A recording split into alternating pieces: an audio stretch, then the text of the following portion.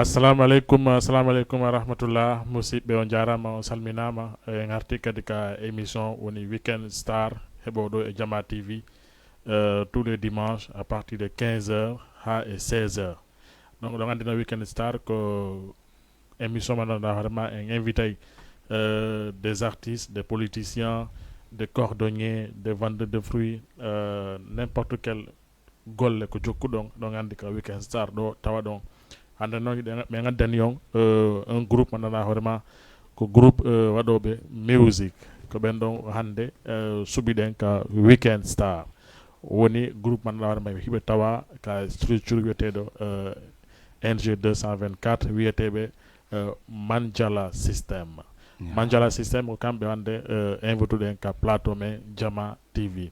Avant tout d'abord tout d'abord Manjala System. Assalamu alaikum wa rahmatullah. On lui souhaite bienvenue ka Jama TV. Alaikum salam wa rahmatullah. Me weltike men kadi invitation mo. On vous remercie beaucoup. Haray arde kadi artiste je pense que wiyeteɗo Eminem jarama. On jarama di. On hewti e janka Jama TV. Alhamdulillah on wallahi ɗon e jam. Jettude Allah. Mi weltori invitation mo on buyi wona seeɗa. D'accord. Donc haray wonɓe darde Jama TV hande ko ɓeɗo invité ɗen woni Manjala System groupe ganduɗa hoorema ko ménagé par notre frère, notre ami ganduɗa hoorema vraiment himo darani kadi fi culture on lui dit tout simplement chapeau. Haray d'abord Manjala System. Tout d'abord kono woni déjà Manjala. Weltori vrai question mo parce que yimɓe buy landito ton question ko ɗum woni Mam Jala ko ɗum woni ko Mami Jala quoi piwon sabu ko Mami Jala système mo miyata on ko Mami Jala ko ɗum woni Mam Jala buy anda ɓe nanay Mam Jala mi maskay mo pour ne pas commettre l'arrache mi maskay mo pour ne pas commettre le vol ko ɗum woni Mam Jala Mami Jala mi Jala Mam système Mam Jala ma Jala system ko Mami Jala kama Jala ko Mami Jala système fewndi ɗon système no mi yirta game on noon nini donc je comprends donc si fami ko la wolle kon système game on wona no falirano woni yarde ko na no mi falirano mais wona no duyirano woni yarde kono woni solution fi ɗon joni solution fi mo solution ko très simple ko ɓe wawata ɓen yo waɗu vocal wawata yimmude ɓen yo waɗu vocal simple. Donc si je comprends que Mami Jala woni prophète musique on non wona Mam Jala woni prophète musique on mais Mam Jala kadi ko kanko woni accompagne o musique on jusqu'au bout ko musique on no watta ko mamaya ko hip hop ka ko no musique watta ko dancehall mi watta musique dancehall to watta ko musique dancehall mi yimay reggae mi yimay love.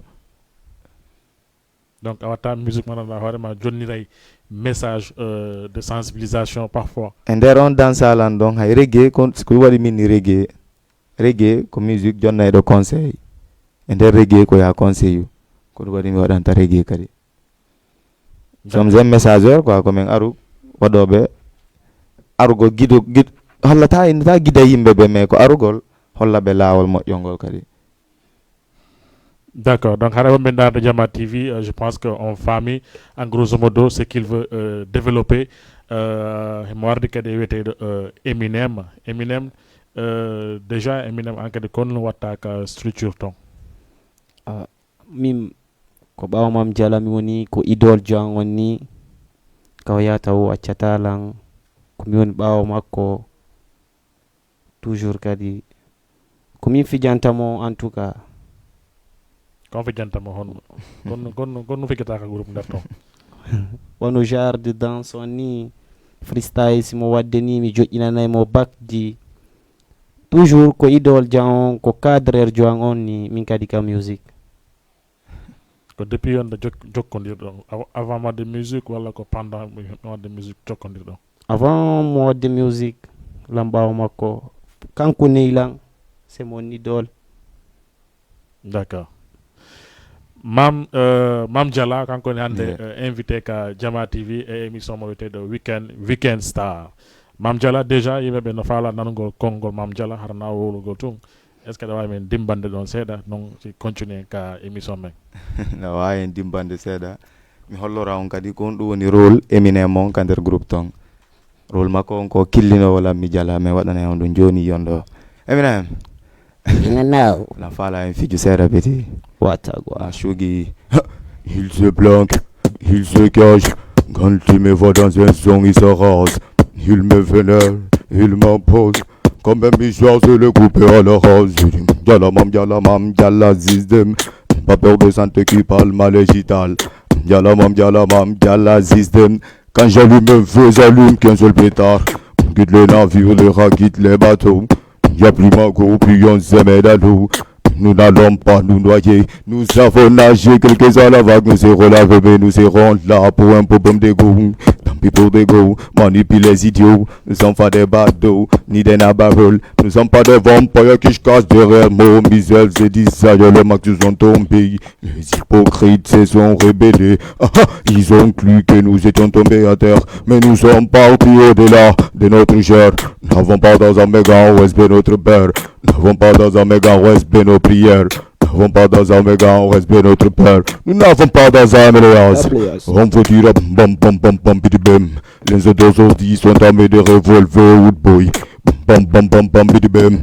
Peu de vitilité, ils ont le vin qui m'y a enlevé de wax. Mon descend sélecta pour les ghetto youth. Pour toutes les ghetto youth. On veut que ça claque. Mon descend sélecta quoi qu'il en coûte. Quoi qu'il en coûte, écoute ça bien. On vous dit, comme t'as plus d'argent pour nourrir tes enfants. Ma travaillant, dis-moi, tu fais comment? Les promesses de gouvernement, on les attend plus depuis longtemps.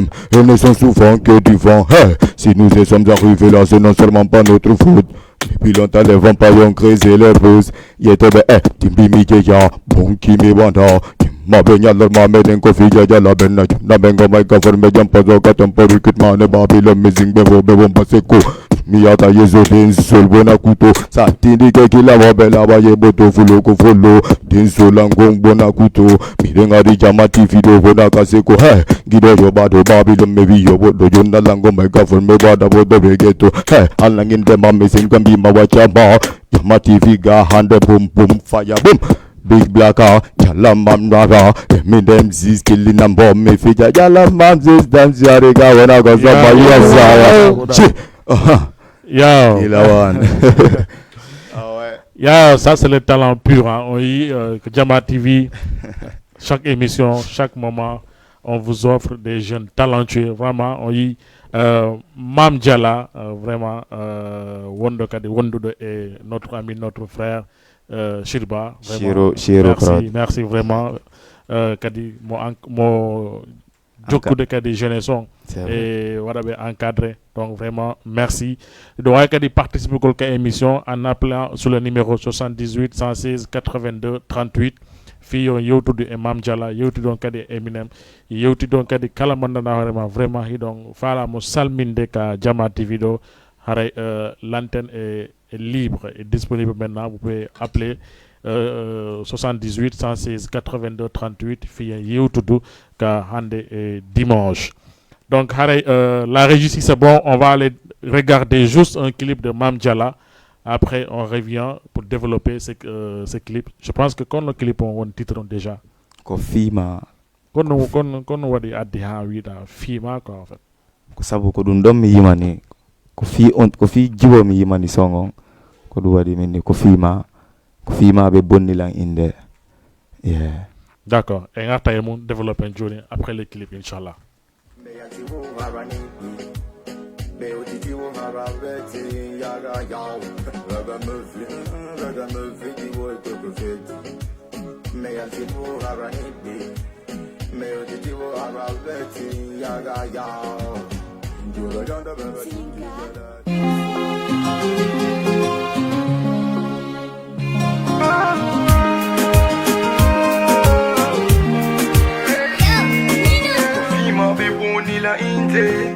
Sexy girl, come on me doke. Mighty God, show my jike. Ooh, my jante. Gine bibi ya maitana na fama. Yahodi na matemu bibi ya lunsetima Gine bibi ya maikere na fantama Balma yandi teme divi na mima Kuyamdo bidu malam pala malam feti vima Domi iku de mariemi oidi no mai Uta gente wai bebenko bola tai Arova den fija jala yeso ma bejal Veli jano koti mido jonna ma jabali Gokbe vinna tango ikol no veli riwanjuri Jonna gole unyi arona ko wonte nyaki bengo ikol na dole wadi te kodoi Mokala devi munno nyajora doi Tupu yimi ke kababa la kere javi Awa bewa kustik ben sergiti Wata waje gote mondor mini bayo fudaki Ira yondo gonjuri No uri bubi One dimingo kiko miyo vi minyami Mitano le unyida nede ina wele yo Sondo kwidewi masitawi ida mari Ala nango pala da mi padante Komi jida Yutala mufare mami padante Komi jida yeah Ala nango pale mami padante Komi joma Yutala pale mami padante Komi jida Amba vogo no vogo da dai Nakunde go wepe makuwa mawadai Sella pinte mi go wa mi falai Choma jike mi go wa mi sobe Jal mi vijra mami nunuma Yoji wala bada mi vijra mami nunuma Baby mi vijra mami nunuma Jawai ka fotu do mi vijra mami nunuma Jeke to pinde fala mai muna muna kanna bade ba Anta moti mana pe modi raje mato nyodu me mada ko fena la si urde bai Ba pale bi wimbe jande ye rakarai Mama koina nyi ba wanya mo wa maka Ja faya sonyi banga soti Babyloni mai Gine du me ba ma ye gaji mune ma Baba fa sempe wana wa munyo mai Kuchiti foti narmo foti mo kodi Rauni la ba ino kono fala O sella mi demi go on mi subi Yo joma jike mi go on mi fala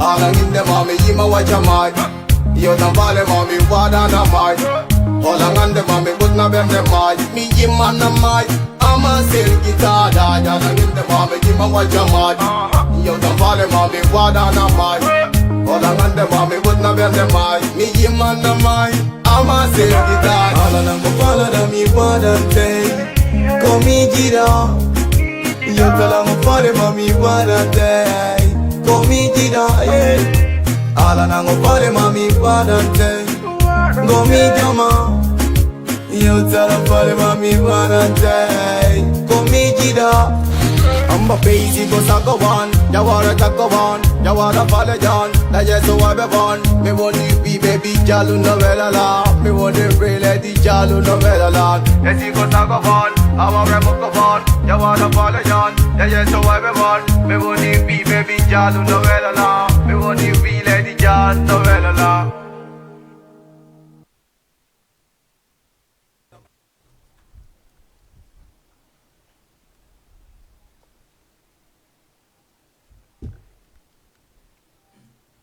Yeah, voilà, merci Kripong woni Mam Dialla Kripong déjà ko fi honno woni fi makko Ko fi goɗɗo woni song Ko fi jiwon woni song mais kon won histoire ma nga jiwon o fait tawda ko ma dediyama oɗo chanson eyi joni sa daari génération men on rewɓe yawete jombede trop a wonda ɗo jiwo fuɗɗon wotodirde d'une seul coup mawɓe makko ɓe gokkitira mo warana hay intention makko no warana ambition makko elle n'est pas pour o falaka mais ɓe força mo taw ko noon feƴƴirta min noon ko jiwo mo mi wonduno heeɓi on ka kadi mi yimani mo son min kadi d'accord y a pas de souci ƴetten goɗɗo en ligne allo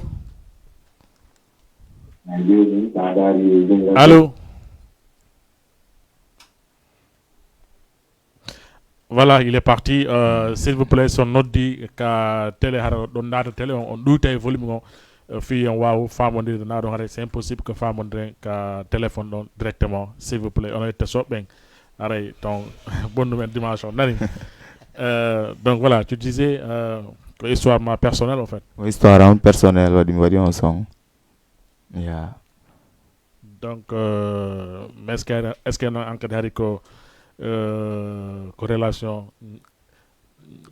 normal addunoma walla mais na relation normal addunola on tan ɗon mais on tan ɗon ara ko kanko min kadi mi ɓurno falede andi mo kala no heɓa ñalande ayino Ouais, min mais kadi c'est- aɗon tan ɗon hari ko on ɗon min kadi mi sutino ko on ɗon mi tanjinino mi waway naɓidude fewdo ɗon tan ko on tan kay ɓe naɓi mo D'accord. Allô? Allô? Ah, il est parti. Donc, Mam Diala, depuis année hombo foot la musique définitivement. définitivement mi waɗi 2 ans ni gimi fuɗɗi musique Donc, musique ko Guinée foot la ɗum ɗon ka ko ar Sénégal ga heɓuɗa inspiration musicale natuɗa e mum. musique kan min fay ɗo min nata mi janduɗo musique par ce que gi law mi musique on ko ɗum ɗo woni ambition an hollan hiɗi mi fijira musique ha école si mi yeehi interclasse ko min fijantamen fof ko noon waɗi mi wowtiri tawa mi gollira musique ha komi yari Dakar ɗo Ok. Dakar ɗo Martema Johnny. Allô? Allo, oui. Salam alaikum. Aleykum salam. On jarama. Jaram nala to. Yettude Allah. Iɗo make honno. Jam tu. Iɗo make honno. Kako yetto soɓe. Masa fetu so de men imete. Kono no makete ɗon. Ko Salamata Diallo. Non noddamen depuis honto. Neddan depuis Dakar. Honto e Dakar. Min ko yarde ɗon woni ko wattude ndalgo émission mon ngom woni fayda ga mi taka ha ne baali ko mi wi ko men mi ari ɗo. Ah bon? Awa. Kono no yirɗon télé ko non ton. Ɗo telo mo masallah. Ani yalla nawri yeeso. Newatara woni Sénégal e jogoy. Anni o foɗi kadi ko machallah a hewtali. Wona Sénégalais ɓa ko ɗum en nani no wowle. ouais. Awa. Konto e kamen.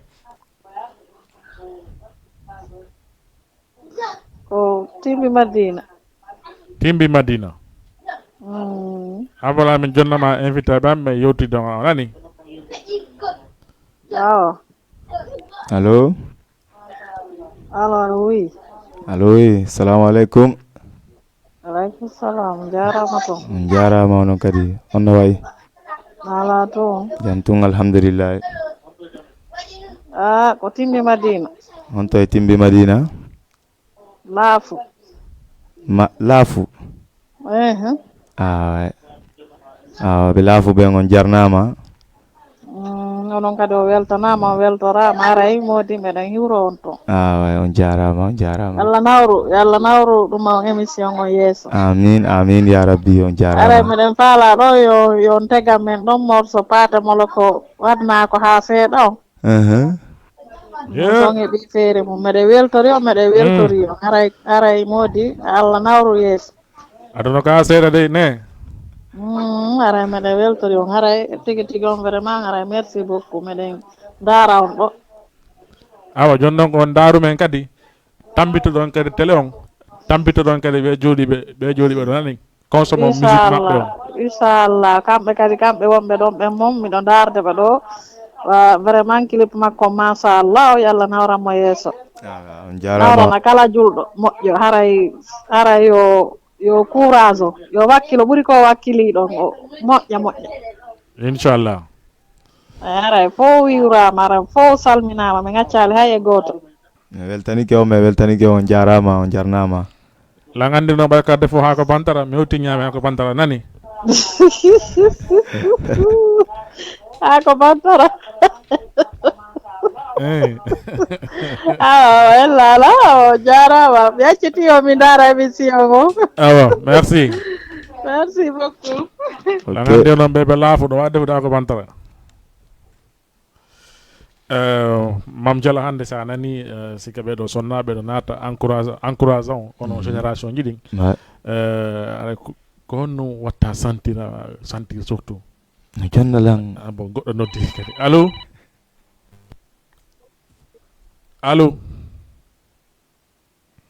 allo oui. salamu aleykum. Waleykum salam. on jarama. Jarama. awa iɗo make honno. Allo. Voilà, elle est partie. En tout cas, elle weltano den wombe ndarde Jama TV ben fo soit ka cuuɗi mum wama ka téléphone ji mum. Aray on weltanama on jarnama partager kadi émission gi c'est très important. Allô? Oui, allô? Oui, allô? Oui, on Oui. jarama. Ça va? Ça va bien. Tu vas bien? Ça va, nalatom. Ah, yettude Allah. Sikono ka portojo. Non, non. Non, Dans cette vidéo émission, mon. tellement que tu as une belle voix, machallah. Hein? Mais tellement que Congo mango no yode sikono ka portojo. Non, non, même pas. Dans cette vidéo émission, mon. Faut-il fou? Mais là, c'est tamo.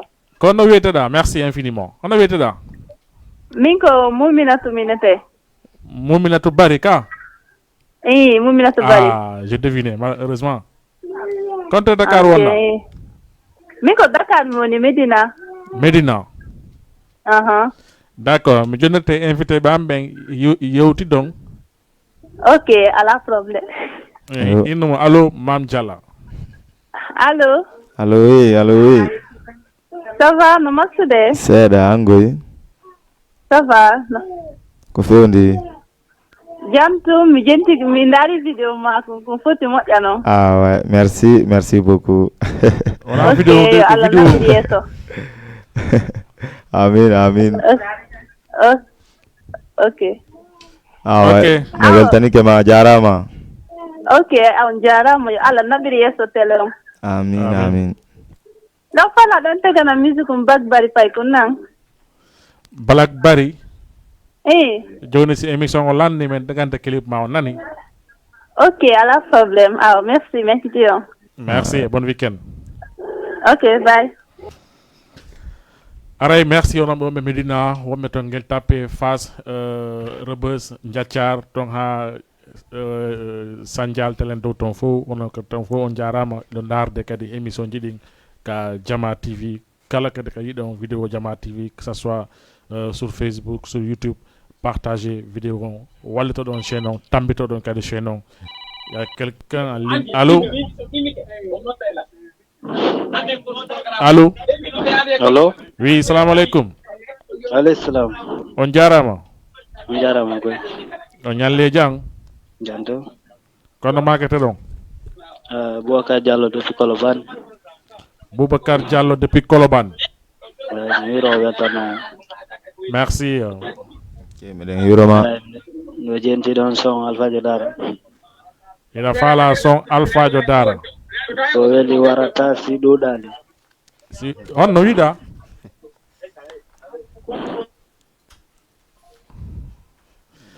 Voilà, merci monsieur Ba depuis Colobane. Haray kadi salmine wonɓe Colobane ton ɓe fof, sans oublier aussi notre ami, notre frère Guido Mamaya depuis Colobane. Kañuma e sonnajo makko, sonnajo gonde haray encadré mi hewti kama joni inchallah. Guido Mamaya depuis Colobane. Mam Diala hande haɗa yewtude nane hande sonnaɓe si ɓe naati par exemple en ligne ɓe noddi ɗiɗo musique aji watta kon ɓe encourage ma haray ça te fait quoi au fait?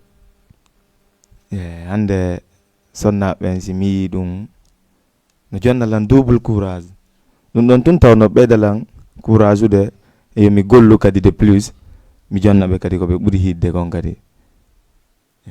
D'accord. Mam Diala hande ko fuɗɗiɗa musique tout début est ce que heɓano probléme am e weltiɓe ma walla e famille ma par ce que ɓe nayi joni waɗugo musique affaire de banditisme est ce que a heɓali on ɗon cas ɓe hertede noon joni ƴetten on ɗon ka ligne on. Allô?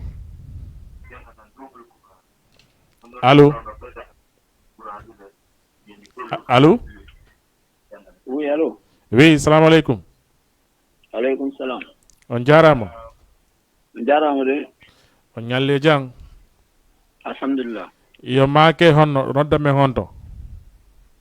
Le make Mohamed depuis Colobane.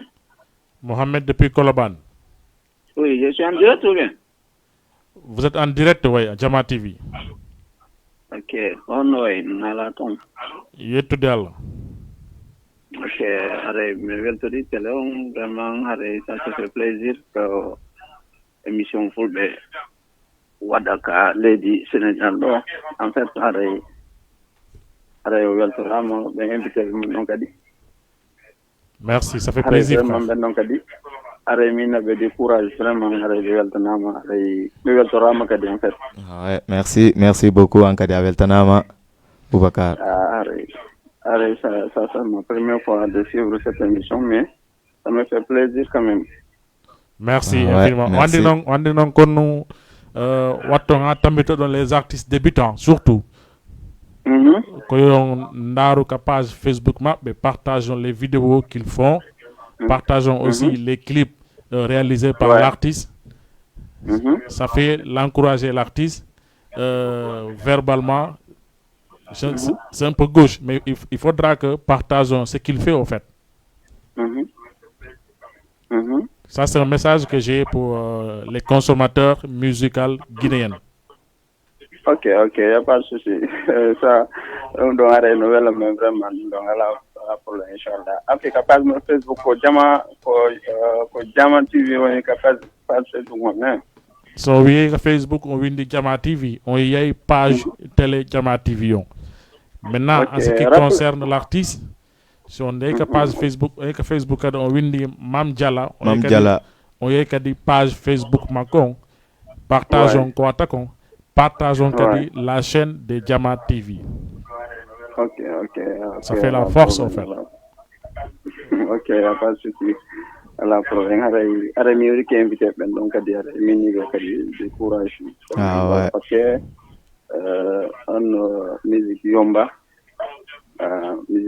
ardal arpo woni weba. Donc aray ko wakilagol muño kadi vraiment ara manam itaki won paawo men parce que des fois ay ton go ko lu fubé tagu galam ko roy areno tawra e programme ji me tay woni a watani yidi bon ben donc ko ya yeggi su ben donc suiva procédure mon va arriver. C'est vrai. Allez, on a mis tourné ka bogol la je vous laisse. Ok, merci beaucoup, on te souhaite bon week-end. Merci Mohamed depuis Koloban. En tout cas, comme je disais tantôt, c'est très important que aussi, quand nous consommons musique, partageons ce que les artistes font, c'est important. Gentlemen aussi, musique à partageons ce qu'ils font en fait, sur leur chaîne, que ce soit YouTube, que ce soit Facebook. Nous avons des artistes qui ont dole, nous avons du courage, fi yo beidou, kadi wakilare ko woni e gollude ko. Donc, il y a quelqu'un déjà encore. Allô? Salam alaikum. Ette sobe. Allahu akbar. Allô, tout est coupé. Godo kay nati ka bokkum Mohamed. Allô?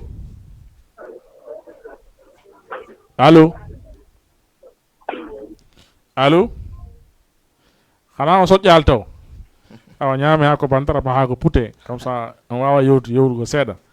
Donc Mam Diala, je disais que est-ce que en début carrièrement a une difficulté dans ta famille ou bien dans tes proches. Allô?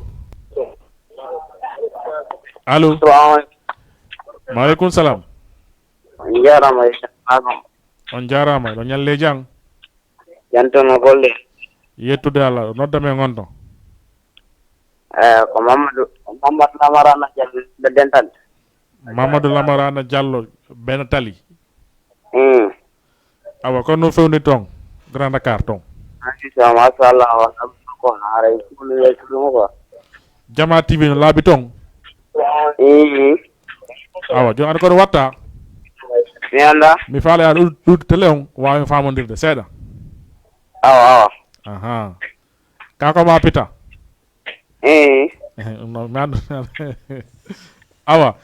Hara konnu wada men halfinde ande ka weekend do. Nada tronolo lava mo jeno no yalde saraka. Inni do Mam Diala allo.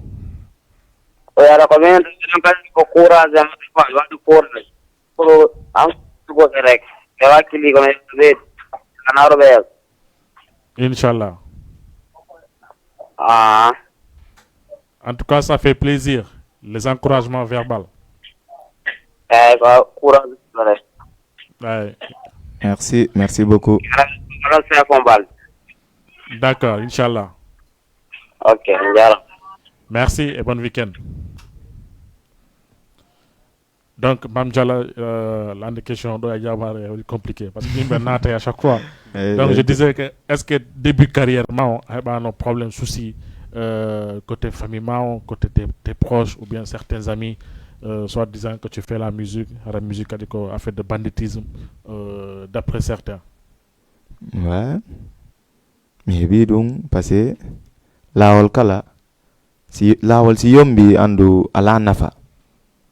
Ko be lawol kala satta mais wi difficulté ji buy mais ɗum haɗali lan innogol kadi wawi ko be mi ugginoygol. D'accord.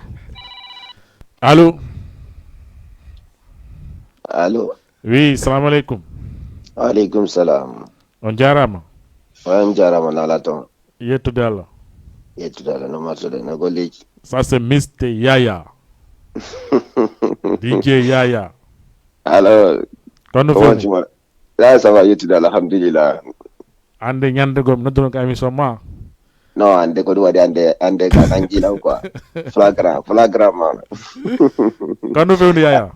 Ari ko musique simpano adude quoi, ko bayno ka nanjila. Ala ko wala quoi. Yaya hande invité donc Mam Dialla, tawabe structuré de NG 224, dirigé par notre frère et ami Chilba. Ouais, bien sûr. Là, si vous donnez en direct fait de la Jodi HLM Grand F, machallah, j'apprécie bien aussi en Kogole Mabeden. Vous venez de Golbetung, voilà, courage.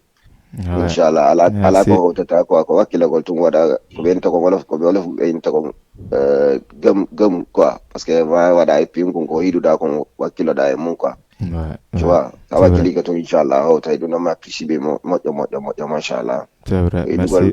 La communauté guinéenne parmi ici à Dakar, voilà, essayer de soutenir aussi la télévision de Jama TV, voilà.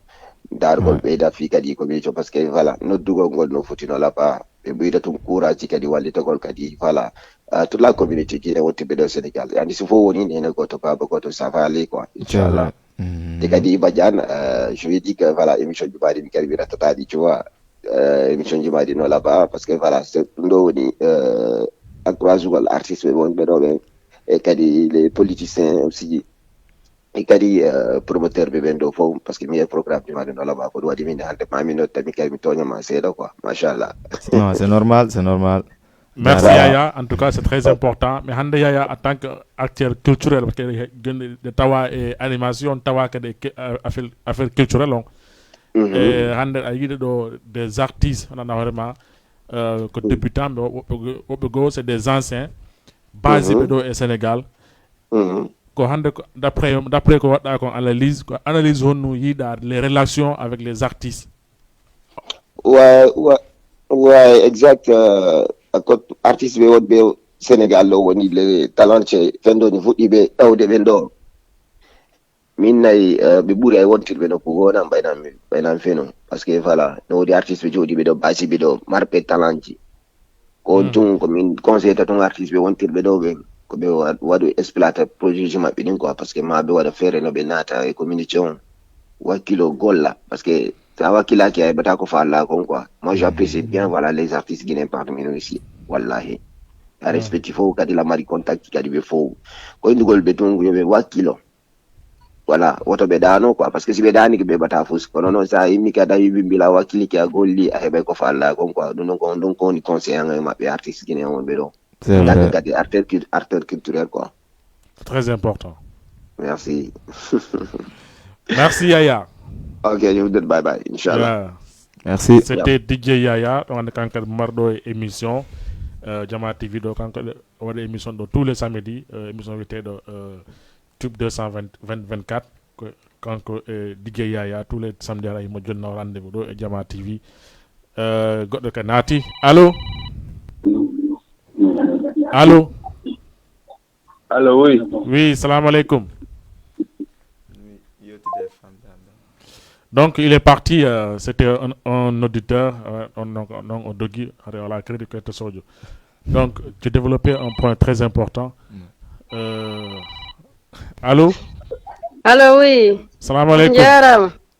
awɗa hawjude nala ton jantum awa mi jam ton émission mo ngo weli men awa machallah ɗo make honno Laminatou Diallo on soƴƴi mi soƴƴi alhamdulillah ko honum soƴƴirɗa Medina ko honum soƴƴirɗa modi yo andi ko tawruɗen ɓe ga konko ɗum soƴƴirte tori wallahi ko ɗum soƴƴirɗa tori tori ya noon tori noon ko tori ɓuuri welde ɗawa defugol tori tori ndi no galam maram no nani andi ko ɗum anduɗen ga somi gayni émission ɗo mi yahi kama si mi tawi mammalan tori ala probléme nani koye goto si Allah jaɓi émission mo ngo welimi moƴƴa noon Allah ɓeyden nawrugol yeeso kamen e ka fof machallah allahuma amin koye goto si Allah jaɓi ara ɓe halfini on kadi Jama TV on nani nani Allah maran en allah amin allahuma amin halfini ko bonata télé no laaɓi ton kono wiɗa télévision o no laaɓi ton no laaɓi moƴƴa noon wallahi no laaɓi welimi moƴƴa noon ka yarɗa hara yahani siiwude yimɓe ma ɓen ouais c'est très important wallahi Allah ɓeydan en nawrugol yeeso Allah hokkora en ɓurtuka meɗen joni allahuma amin joni darɗon ay ka nankuɗa ɗon wata ittuɗon ha ñande télévision o boni o dogi allô elle est partie donc Mam Diallo continue développement point c'est très important concernant les soucis que tu as dès le début de ta carrière. Ouais. Je disais, lawol mo kala artiste jo walla ay sina artiste jo kala ko jokkuɗa a heɓay sattendeji mo a heɓay hiɗayɓe a heɓay ɓe hiɗata kadi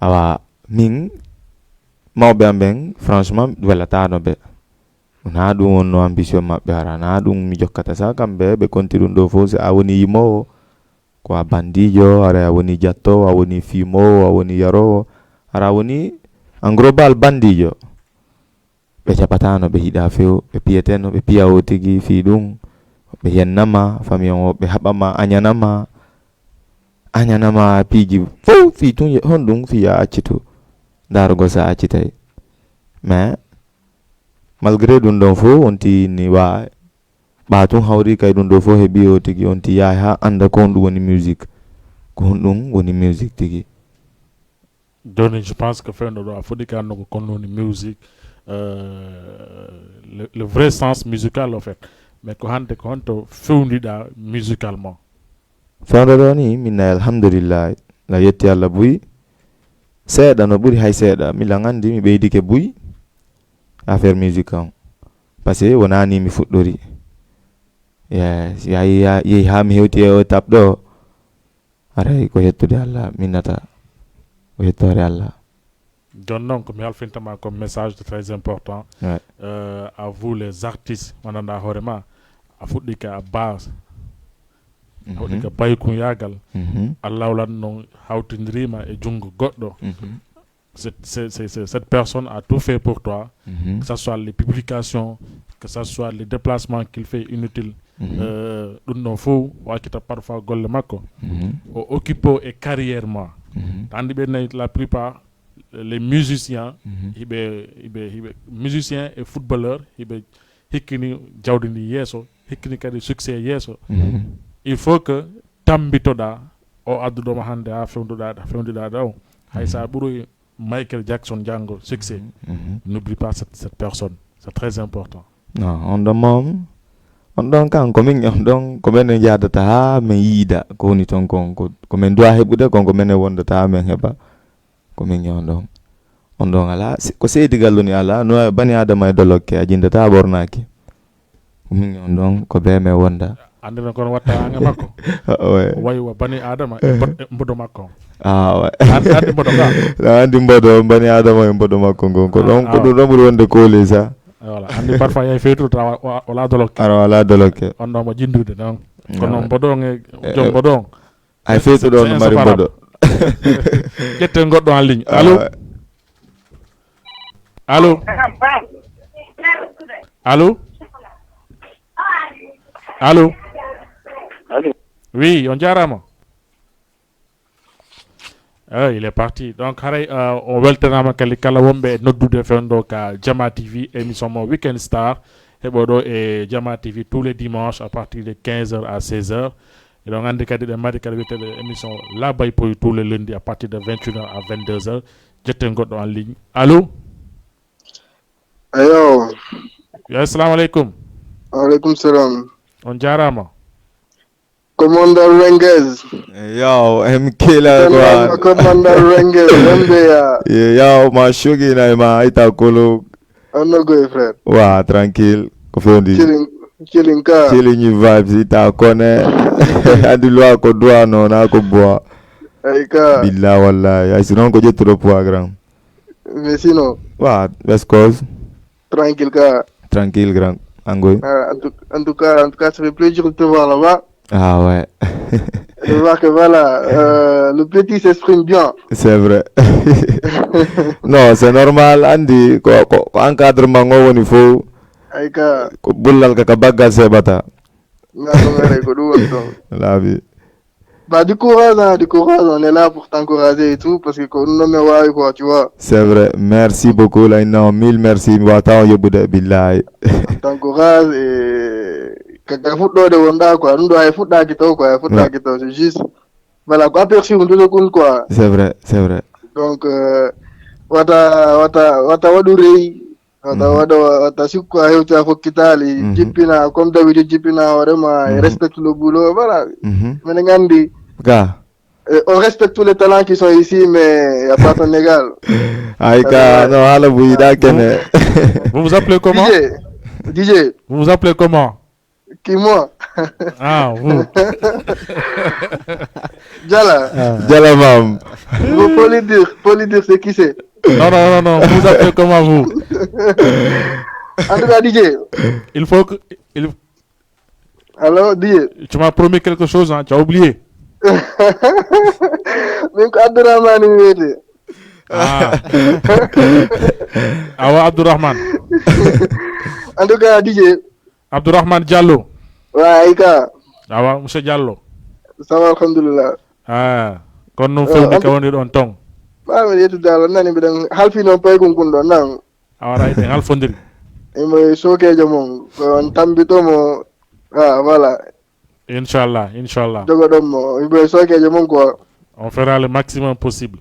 Et merci beaucoup pour l'invitation aussi, parce que c'est important. Hollywood pay ko hollira ko be wawi kon e ko be woni ka hakkille mabbe kon quoi parce que c'est pas facile. Ouais. Buy wada minimiser jeune talent be ben et pourtant ko sa wodi jeune si wana mawdo quoi. Il faut yura aller si ara do. Exactement. Donc merci pour l'invitation et big up aussi à Sirba waddo mo accompagnant Eminem. Wa. On goy. Là on va grand. Alors, on va pas monopoliser l'union, donc merci beaucoup à participer tout. Ah ouais, merci. Et c'est ça. Bon vent à toi, petit frère. Bonheur partagé, mon frère. Abdurrahman Diallo, merci. Donc, Mam Dialla. Ouais. Hande, ko difficulté honno yida ka musique depuis fuɗɗiɗa musique carrière musique ma o wa taw content de difficulté ji ɗimi yiɗin fof mais ɗimi marki ɗin mi haalana hen ɗiɗo ina andi tan komi fuɗɗotono ado mi arde ha innugo mi ara ha Sénégal ɗo fewndo on tuma ko mawɓen mi gerdidayno e mum min famille on hara famille on yiɗa par ce que mi fuɗɗi ɗum depuis au bas âge mi immodo e mum no wela lang yiɗi mi jokka mi jokka yimma e ɓeɓen ko organisé Théo suis présent si mi arali joni andulang arde a polan. D'accord, ƴetten goɗɗo en ligne. Allô, salamu aleykum. Ah, il ou elle parti. Donc ok, difficulté mo min nata on ko envers parents ɓe ɓen koɓe hiɗatano yima kon koɓe hiɗata yalta kon koɓe hiɗata jokkodira yimɓe goo kon koɓe añantama piiji goo fi yaccutu goɗɗi goo kon ko ɗin difficulté jonti wonno ɗin ɗon min nata mi heeɓi e mum mi wata dévoile nden fo mais ko ɗin ɗon mi heeɓi e mum quoi. D'accord. hande Mame Diallo ko projet on no marɗa ka carrière musicalement. Fewndo ɗo ni lan tour de radio moni wadde ni mari noon projet mo woni wonɗo wadde en cours ni mi dévoilatamo mais ko minata non c'est très important que dévoila projet ma o wonɗo en cours on amalen hoɓɓe no darata ɓe farma tambitade mere ɓe anda ko ɗum projet ma o ƴetten goɗɗo en ligne. Allo assalamu aleykum. Maaleykum salam. Salminama. On salminama onon kadi ɗon e jang. Jam tun alhamdulillah. Kiɗo make honno. Minen ko Adama me wiyete Saba yetta Sabali. Adama Sabali ko ɓe kakoni. Non ko jeeyaɗo Casamance jooɗiɗo e Dakar Almadi. Wonɗo Almadi. Oui jeeya noon ɗo département mo Vélingara. eyyi jooɗani on ɗo Almadi ɗo. Almadi yo dartan tellan laaɓi toon poyi. moƴƴano vraiment émission kay toujours mi waɗaymo participé ɓe yiyay kadi émission vraiment ko machallah quoi ko ɓamtare haalpulaar fof. Machallah le bonheur est partagé. Vraiment invité ma mi wimbo félicitation. Ouais. Merci beaucoup. Wimbo kadi di courage puisque andi ko yiɗa aduna ɗo ala ko weli hay fus. Ouais. Koko dukkarɗen woodi quoi. Walla min kay mi wawra wiide kala daraniɗo fulagu daraniɗo ɗemgal muɗum komi wawra mbo wiide tan vraiment encourage félicitation et di courage aussi. Ouais. Merci beaucoup. Mi jogui question komo yiiɗi mbo lamdade quoi. Woni honno. Ok mi yiiɗi mbo lamdade est ce que makko mbo jogodi relation e artiste Fuladu manam Casamance. Est ce que mbo jogodi e ɓe relation walla est ce que mbo yiɗi jogode ɓe relation. D'accord. En plus kadi si manam min mi yiɗi mbo heɓde mi sohli mbo hono mi watta mi heɓa mbo quoi. D'accord. Ok vraiment ko ɗum mi yiɗi lamdade quoi mbo yafannak e question e vraiment onon on daraniɓe fulaguɓe min jaari on mi weltanima on minen kadi du'ano on yo Allah nawru émission ji moɗon ɗi yeeso. Amin Allahumma amin. Vraiment Allah nawru émission ji moɗon ɗi yeeso puisque onon darani ɗemgal pulagu normal naki. Allahumma amin. Vraiment Jama TV ko yeeso rek inchallah. Joni a yoni da falamo yiide ma yewton si émission o lanni eyyi noddita ka numéro ɗo comme ça o hendo numéro ma o walla kanko ménageur hendo numéro ma o. way andi jaafoɗo andi ko adi taki mi landi e télé ɗo. Ouais. Télé o ko heewi ɗi waɗi suivre télé o. Machallah. Voilà hande ko min wawi lamdade kono goɗɗo wawani lamdade. Simbo okkiri numéro ɗo télé ɗo hay siko ménageur makko o. Comme ça yiɗɗo mbo yoɓɗi wawi wadde contacté en direct. Comme ça min mino jogui artiste ji Fuladu si mino yiɗi ɓe bolendirde ɓe mbatta featuring ji walla goɗɗi e goɗɗi puisque hande Sénégal e Guinée siko goɗum ko hunde wotere fof ko haalpular. Machallah. Vraiment minen kadi si mi yii Guinée e Sénégal ɗi waddi featuring ji tawa ɗum ko fierté amen surtout wa Casamance o. Minen tawa ɗum ɗi welani men normal minen jiiɗi artiste ji Guinée ɗi comme ça min ɗamini kadi Guinée ko noon kadi yiɗiri artiste ji Fuladuɗi. Machallah. Vraiment tawa ko fierté amen buy machallah minen jiiɗi ɗum normal tawa kam minen jokkodiri e maɓɓe gorum quoi. D'accord. Ok jarama mi salminima boy wona seeɗa. Jarama monsieur Sabali ton et Almadi. Merci infiniment. O jonni ko woni important à savoir quand les musiciens be wombe do e Sénégal wala musiciens be guinéen be be de featuring avec Fuladu be ton e Kolda wala Casamance kala hali pulada l'essentiel. Merci monsieur Sabali ton et Almadi da ngandi ci émission o lanni manager makon récupérer numéro ma waaw yotude inchallah ko ɗum ɗo woni weekend star ko ɗum ɗo kadi woni découvre les jeunes talents à chaque fois on heɓay noddowo tawa no faala yigol artiste donc après l'émission pourquoi pas des projets en cours avec l'artiste, c'est très important. En tout cas, nous lançons des appels et des messages très importants envers les musique, les artistes, les artistes débutants ou bien les artistes qui ont de talent, mais pas de moyens financièrement. On lance des appels et aussi des messages très importants envers ces gens-là, de venir en aide, de venir apporter leur soutien aux jeunes artistes. En ligne. Allô? Allô, salam alaikum. Allô. Allô. Waleykum salam, on jarama.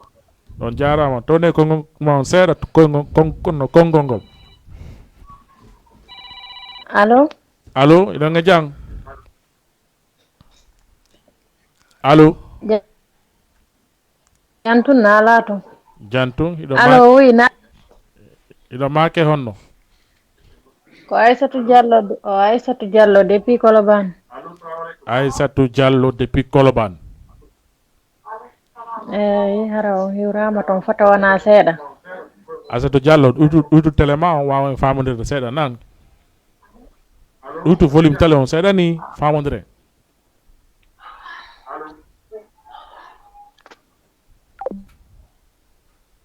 O yeehi ƴetta Diallo joni depuis Colobane.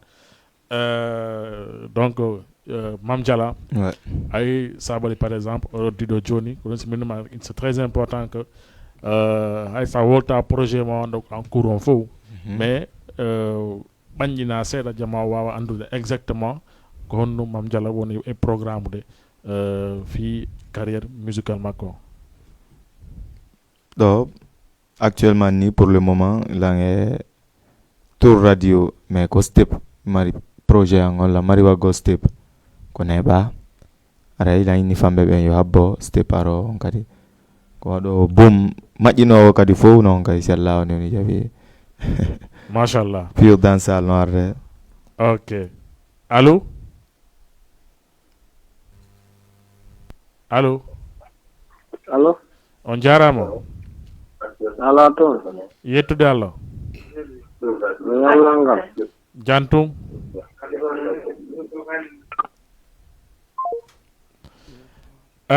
So noddi s'il vous plaît acce ɗuyton volume télé on wawe famodirde on andi Jama TV jama fop no darde chaîne on andon kadi vraiment ko chaîne africaine ko chaîne kadi wanda hoorema wona guinen to darugol chaîne on ko tout le monde on darde chaîne on donc s'il vous plaît so noddi wawe famodirde professionnellement ɗuyte volume télé jini.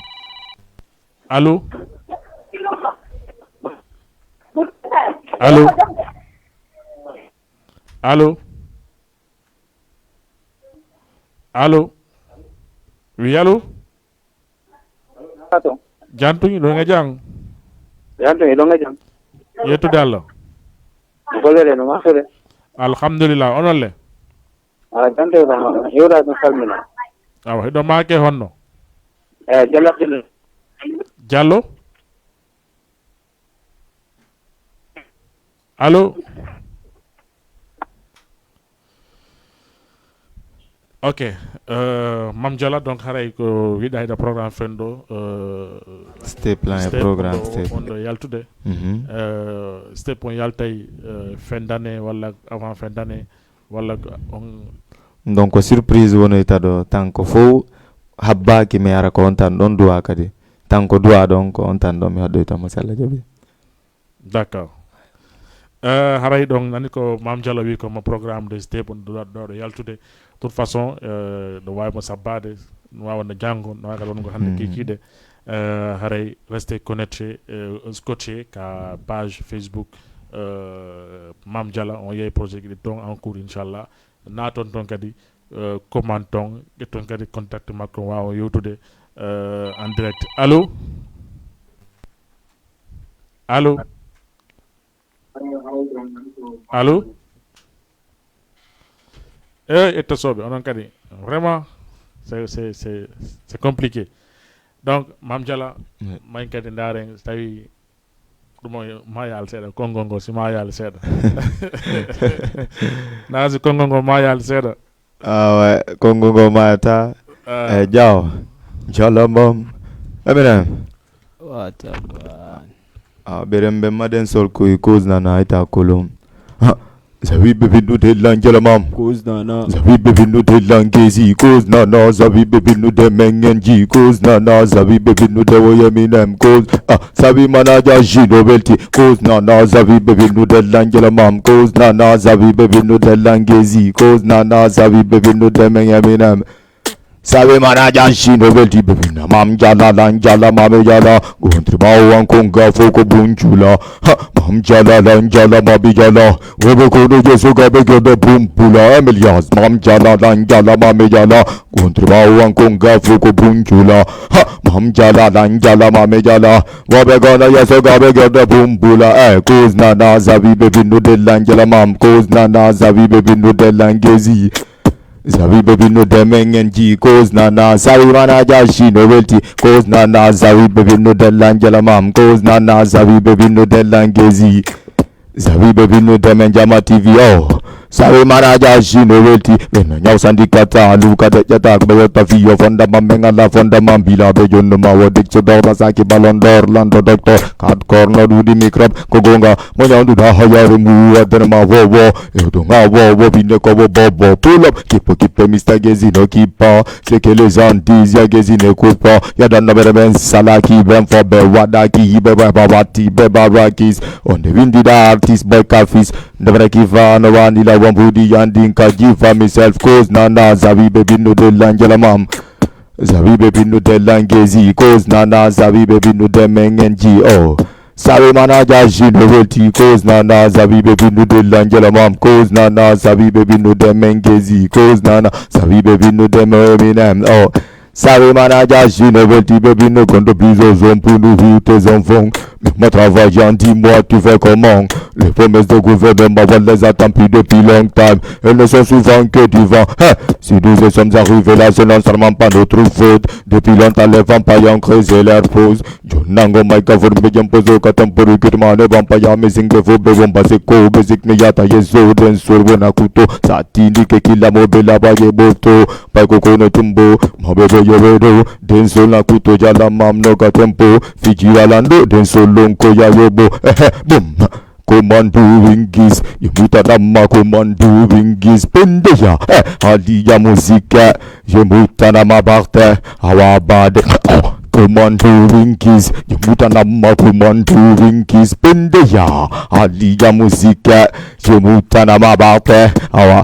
Take to find the fellow boy would over the body for Tamuti mana vebody raja mato fellow gangster single as you would you by Janu for a medi bank punya to you to the bar Bobende na singa na family demba Manibula haraba singa kata yama sabane matenso na really deja tuli harinaba Pum punani mumbi misolmanani Batman punani memfoka benani Wonavi punani Dimbe nani bombe heutile nani Kader geto nani Tababi lembe finde mai fo bezaki Ombe kiti komimbe pinta dogi dati fele Yazika megule Anda me fele Singa wadu kale zina do mentole My karata chele Yenfo na bengowe Hey, yeto moba puna sentintira ya chonti ya gube Yipe aibe, fai beje mobe Rau beje warbe wonki wanajo yebe Yento tome yote singa boko na fete kowa yokoto Yimoba to wakilo Fondo dole tenso lon foko folo tiro Mko wakirido boko bondo wakoto Kander geto kero mentire tego foto Menjawana mawe boto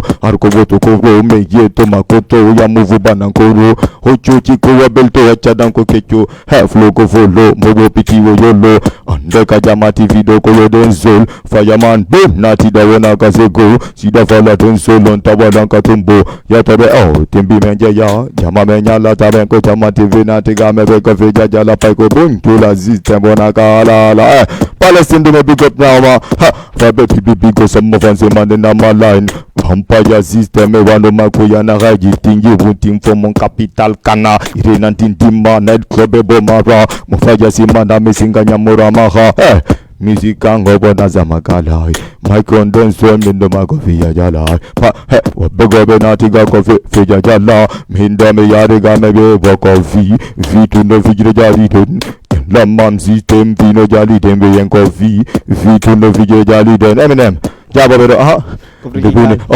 tugula e dande ayi tabe dum bembi fondi ko chonchi bale tu bade bembale tu bam bam bale maunge kebson fo boko bade binda tugula je dande ayi tabe dum bembi fondi ko chonchi bale tu bade dembale tu bam bam bale maunge kebson fo boko bade bembe jabatanya mande bibe hita tabande singa bollo be nyande dum ko bontira be jande binda tembe be kabende tibe fala singa tabe je tundende nyalande mise nyalande talla tabe bimbinde malaka singa kawaka suba kawabe mama vina dara jalla mamsina tega me binde makofina famira ye tabe bona kasama kala daru tugula je dade hira tabe dungo kambembi fundi ko chonji bale tunja pade dembale tu bam bam bale Jama TV do me binde mama wada fire ben big up Ja Rastafari. Yo, Wesper.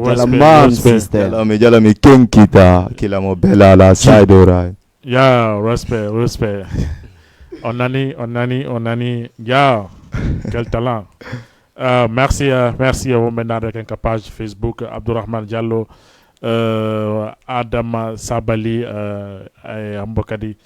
Hare wombe nar ben fobdal on weltanama on jarnama.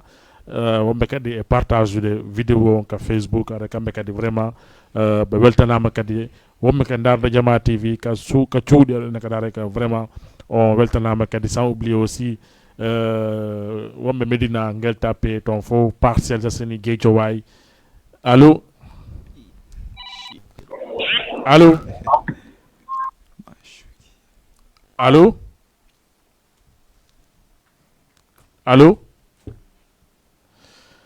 awara oɗo dogi haray weltanoɗen kadi wonɓe toon e Pikine Parcelles Guédiawaye ton ha Bargny Diamniadio ton ha telen ton kadi ha Thiès haray vraiment on guinen kala guinéen ko woniri haray min salmini on mi weltanike on kadi ɗon andi noon émission mon on Weekend Star ko 15h ha e 16h joni haray en hewti ka fin de l' émission ƴetten goɗɗo en ligne. Allô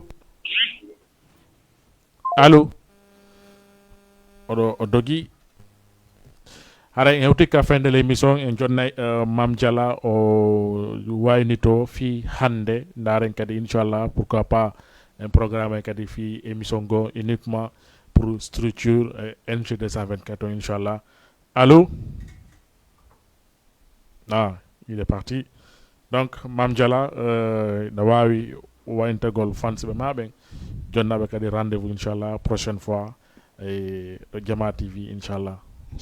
Big up no fambe ben fop participe bien de près de loin fo big up na obirima weltani ki am fop Jama TV onon kadi me weltori invitation mo jarama koni duira quoi koni sen jonnidiri juuɗe ɗen ko goto wotro asanta sentere sen jonnidiri juuɗe men ɗen en gaynay sen haɓɓitike en folay fambe ben folay ni on big up la noddita on kadi anything anyway nyande fini weti o ka page en Facebook me hewti kadi Jama TV kadi woni do woni nokkugo fo ko big up no mo mashugi merci hande on mi weltani ke on vraiment merci. Allô Allô